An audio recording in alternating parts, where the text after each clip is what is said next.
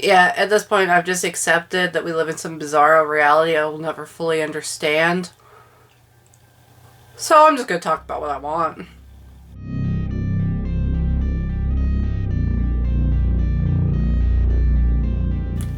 Hi everybody, welcome back to A Well-Read Nerd. I'm Amber, and today I want to talk about a couple of things. But what I want to talk about today is the Munsters.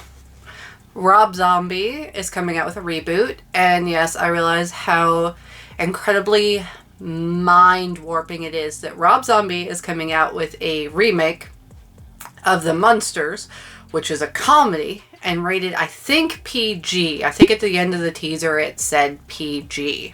Okay, no big surprise that Rob Zombie's a fan of The Munsters. I mean, he has an entire song called Dragula.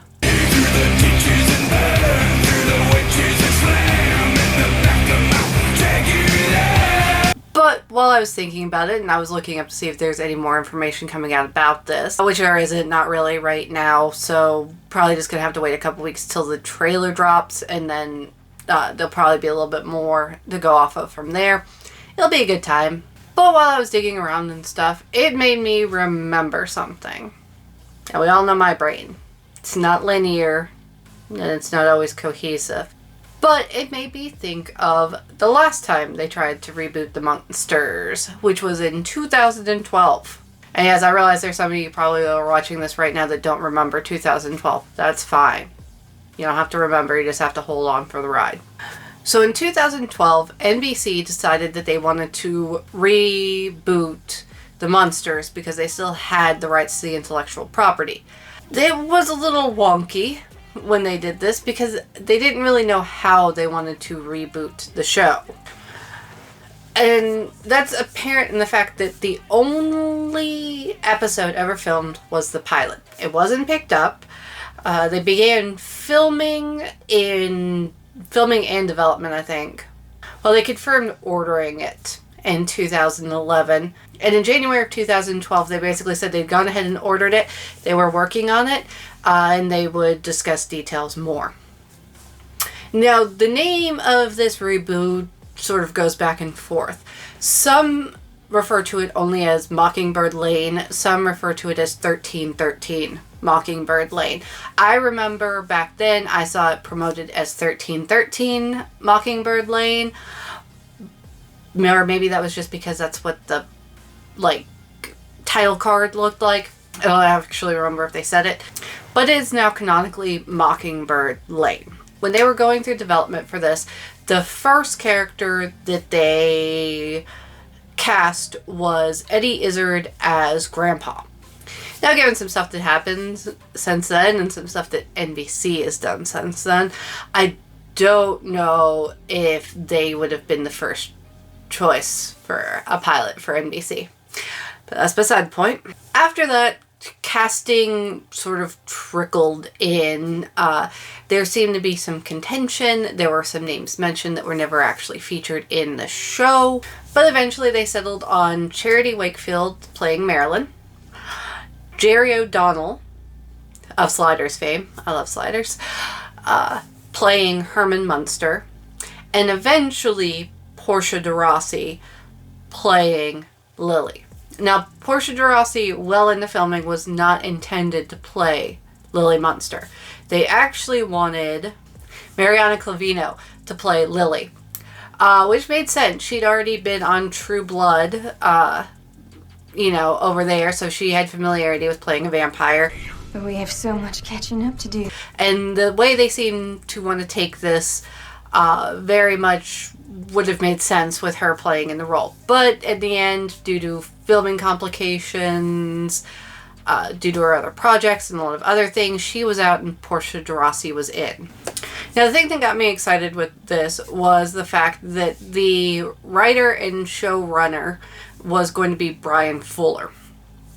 Brian Fuller, if you don't know who he is, was the guy behind Dead Like Me and Pushing Up Daisies, which were two of my favorite shows from that time. So I was excited. He had a way of mixing macabre with funny that is just right up my alley. But having Fuller as the show lead also creates some problems. Namely, the fact that he seems to be great when it comes to ideas and not great when it comes to execution. Dead Like Me never reached a point where it felt fulfilled. It always felt like something was coming, but nothing was ever happening. Pushing Up Daisies was very similar, although in the end it does coalesce into a complete story of some kind. So with those two in mind, even though they were two of my favorites that he did. Oh, also going to mention Wonder Falls. I really liked Wonder Falls, and that got canceled. Again, unable to fulfill expectations. But with Fuller behind this and NBC just sort of wanting to seem to keep its intellectual property, you could already tell even before anything came out that it was probably going to be a shit show. And it kind of was. And by that, I mean, they filmed the pilot. They apparently had worked on some other scripts. And then the release date for everything never came. NBC never firmly said that they were going to pick it up. Because sometimes they do that even before the pilot episode airs. Sometimes they wait for the pilot episode to air. And then they decided they're going to pick it up for series. It's those shows that you always see wherever there you see trailers for them and everything, and then you like miss the premiere of it, and then you never see it on TV again. It's one of those things. They don't do it as much nowadays, but I remember when I was a kid, you would frequently see only the first episode of a TV show, and that would be all you would ever see. So they had the pilot episode in the can. What was that pilot episode about? Well, it was sort of a darker take on the Munsters. Grandpa's trying to keep off the blood. Lily's worried she's going to eat Eddie. Herman's body's slowly breaking down because he's basically a zombie that Grandpa keeps stitching back together. Lillian's dealing with the fact that she loves her family and she wants to be a part of it, but she's normal. And kind of an offhanded comment about how her mother tried to eat her. So yeah, it ties in those darker elements. It deals with Eddie becoming a werewolf. Like, he wasn't born one, he was normal. And then all of a sudden he started sprouting claws and wanting to eat people. And how, like, they try to contend with their monstrous nature in a world where they don't necessarily want to be monstrous. Except for Grandpa, who just would really like to eat some people. I get that. So, going into the pilot episode, you don't really know what to expect. They're moving to this new house. There's, you know, the titular Mockingbird Lane. They don't mention what city it's in, I don't think. I'll come back through my copy that I have and see if I can find anything, but maybe, I want to say maybe San Francisco it was coded as, but I don't remember.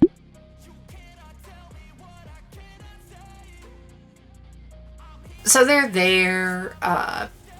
Grandpa wants to get back on the blood.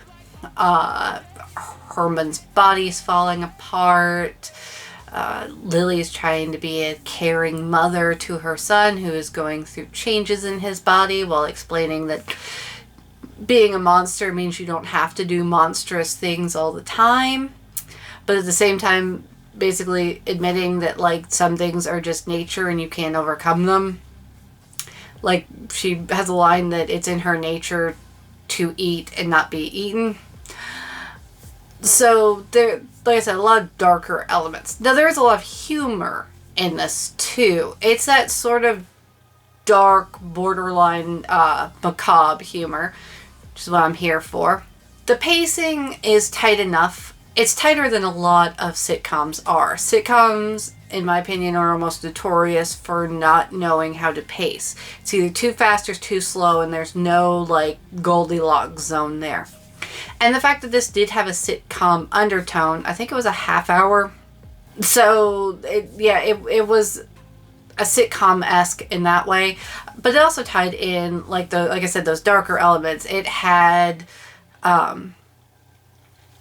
sort of detective aspects to it that were being hinted at and things like that to, like, flesh out a wider plot. And I do think it had the potential for a wider plot. It would have taken time. No guarantee anybody would have been interested in it. But I will say, this came out on network TV back in 2012. If somebody tried to do something like this today and they dropped it on streaming, I think it would do really well. I do. Because streaming a lot of times gets you a wider audience, but also a more specific audience. The algorithms will know who to target your ads and your trailers at. You're not just running them blindly on television hoping somebody sees it. So there is that. And at the end, there's not really conclusive end. It ties up with the plot throughout the episode, which I'm not going to get into. You know, go have some fun tonight. Go find a copy of this somewhere. Order it. Find it online on some streaming site. Something. And go enjoy it. See what your opinion is of it. But they wrap up the plot fairly neatly. So all of that, you have this finished show. What's NBC going to do with it? What are they going to do with it? The answer is nothing. They did nothing with it. They dropped it as a Halloween special, because I remember watching it on TV that year. It was one of the few years I paid for cable. After an episode of Grimm, which is another TV show that is now off the air. It lasted a lot longer, though. So, yeah, they dropped it as a TV special. They went there, have it. It got fairly good reception as far as views went. I couldn't find the exact number, but a lot of things it said fairly good, like, views. But in the end, NBC decided to pass on it.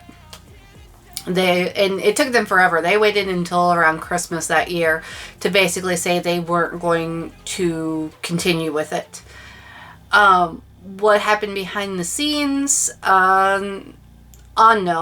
Robert Greenblatt, who was a chief at NBC at the time, basically said the show didn't know what it wanted to be, and that made it difficult for them to figure out what to do with it. Basically, they added too many elements. It wasn't just a sitcom, it was this, it was that, and they tried to put it all together, and it wasn't working for NBC. Which, again, I think is a sign of the times in which it was created. Shows that don't fit neatly into, like, a single box are sort of what people like nowadays. Especially with, like I said, streaming. I watch a lot of stuff on streaming. I don't have cable. I pay an exorbitant amount for 50 million different streaming services. But I find a lot of the things that I gravitate towards are things that probably wouldn't have been picked up on network television because they wouldn't have known what to do with them. Can you honestly see the Umbrella Academy running on ABC? The Boys might have run on HBO. Maybe. Those are two of the shows. One of them I'm watching right now. The other one I'm waiting to come out. They're two of my favorites right now. But yeah, like, they basically had this idea and they didn't know what to do with it. And the reason why I say that is because I feel like the new Munster movie that is coming out with, you know, Rob Zombie and all of that. Well, he's not in it. He's directing it. I feel like the studio might have a similar problem. Now, The Munsters is very much a show of its time. It was created by the people that created Leave It to Beaver. And it, in their own words, it was very much a reactionary show to the civil rights movement. Basically showing middle America that just because you look different on the outside doesn't mean you can't be the same on the inside. You're, you know... And a lot of their storylines dealt with, like, traditional American, Caucasian American issues of the time. And, yeah, it was very much of its time. Now, with that, naturally, Rob Zombie's movie is going to be different. It's not going to be a sitcom, no matter what. The question is can he elevate it without the studio interfering? I like to think of the early 90s Addams Family movies. They took the concepts from the TV show, and yes, that was based on a TV show if you didn't know. It was in the 60s. It's actually really good. You should watch it. They took all of that stuff and then they elevated it into something that would reflect in the current age. I'm hoping that's what they let Rob Zombie do with this. I don't always like his movies, mostly because I'm not into the over-the-top, gratuitous, needless violence. Just belting you in the face. Life is depressing enough. I don't need that in my entertainment. I like that fine line between gallows humor and all-out gore. That's what I need. I need that fine, tight rope to fully enjoy. So I don't always enjoy his movies. However, he is a director who is known for pushing things and doing things in slightly off-kilter ways. That is hopeful for me. I hope that the studio allows him to have the freedom, given the clout of his name, to do something like that with the IP. Will they? Yes, but it might be the last Munsters reboot we see for a long time. But yeah, that's basically it. I just wanted to share my opinions about the Munsters movie that was coming up. I want to share my opinions about a pilot episode that nobody saw 10 years ago. I don't care. I just want to talk about it. I'm having one of those months where I just want to talk about it, so I'm going to talk about it. But yeah, let me know down below. What did you guys think of the Munsters teaser? Are you excited about the movie? Gonna take the kiddos to go see it? What did you think of Mockingbird Lane? Had you heard of it before? Does it sound like something that now that you heard of it, you might seek it out, or you wish they'd continued it on to a series? Comment. I mostly just want to know people's opinions. If you like this video, go ahead and hit the thumbs up button. It's greatly appreciated for letting me know that you like this kind of content, and I'll keep making it, or hell, I'll keep making it anyways, but it lets me know somebody else enjoys it besides just me. If you want to, you can subscribe to my channel to keep seeing more stuff like this, and other stuff, and weird stuff, and whatever I feel like doing next. Welcome to the void. With that, I hope you guys enjoyed today, and I'll talk to you in the next one. Bye.